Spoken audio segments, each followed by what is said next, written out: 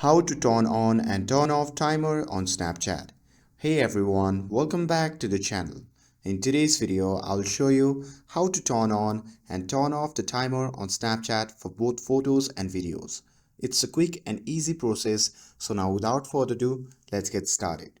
So first thing first, open the Snapchat app on your phone and make sure that you're logged into your account.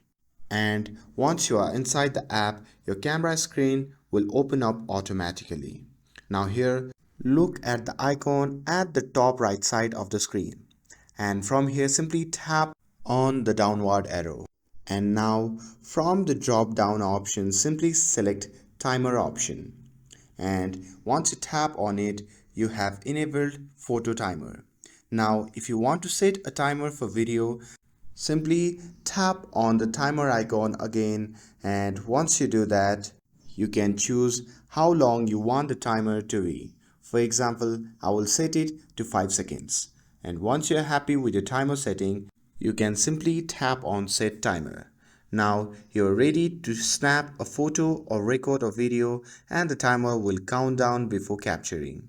And to turn off timer, simply tap on the same timer icon again and the timer will be disabled. And that's it.